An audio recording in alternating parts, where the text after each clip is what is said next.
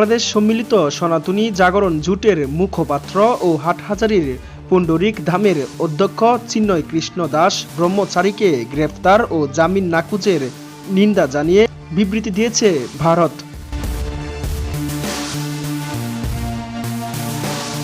মঙ্গলবার ২৬ নভেম্বর দেশটির পররাষ্ট্র মন্ত্রণালয়ের ওয়েবসাইটে এই সংক্রান্ত বিবৃতি প্রকাশ করা হয়। এ ঘটনায় উদ্বেগ জানিয়ে বিবৃতিতে বলা হয়, বাংলাদেশ সম্মিলিত সনাতন জাগরণ জোটের মুখপাত্র চিন্ময় কৃষ্ণ দাসকে গ্রেফতার ও জামিন নাকচ করার বিষয়টি আমরা গভীর উদ্বেগের সঙ্গে লক্ষ্য করেছি।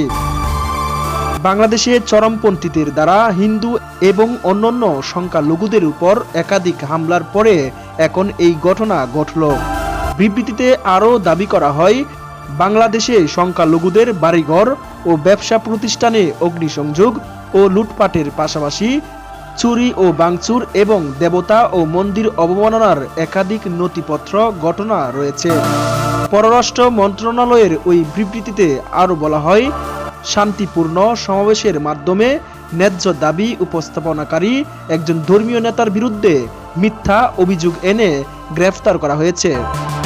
বিপরীতে সংখ্যালঘুদের উপর হামলাকারী দুষ্কৃতিকারীরা বাইরে ঘুরে বেড়াচ্ছে। আমরা ভারত চিন্ময় দাসের গ্রেফতারের প্রতিবাদে শান্তিপূর্ণভাবে প্রতিবাদকারী সংখ্যালঘুদের উপর হামলার বিষয়েও উদ্বেগ প্রকাশ করছি।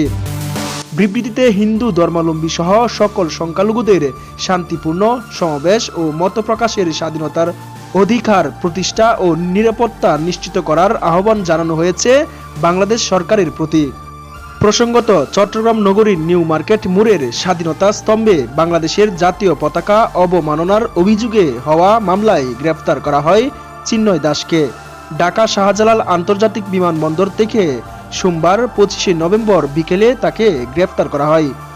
মঙ্গলবার চিন্ময় কৃষ্ণর জন্য জামিন আবেদন করেন তার আইনজীবী। আদালত শুনানি শেষে তাকে কারাগারে পাঠানোর আদেশ দিয়েছেন। মামলার অভিযোগে বলা হয়, গত ৫ আগস্ট বাংলাদেশে ঘন অভ্যুত্থান সংঘটিত হওয়ার পর নগরের নিউ মার্কেট মোড়ের জিরো পয়েন্টে স্তম্ভের উপর বৈষম্যবিরোধী ছাত্র জনতা একটি জাতীয় পতাকা উত্তোলন করে, যা এখনও সেখানে রয়েছে।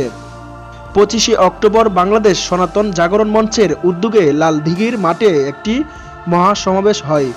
ওই দিন চন্দন কুমার ধর সহ ৯ জন আসামির ইন্ধনে বাকি আসামিরা নিউ মার্কেট মোড়ের জিরো পয়েন্টে স্তম্ভ ও আশপাশের বাংলাদেশের জাতীয় পতাকার উপর ধর্মীয় গোষ্ঠীর ইসকনের গেরুয়া রঙের ধর্মীয় পতাকা উত্তোলন করে সেখানে স্থাপন করে দেয়। এ নিয়ে সাধারণ নাগরিকদের ব্যাপক ক্ষোভের সৃষ্টি হয়।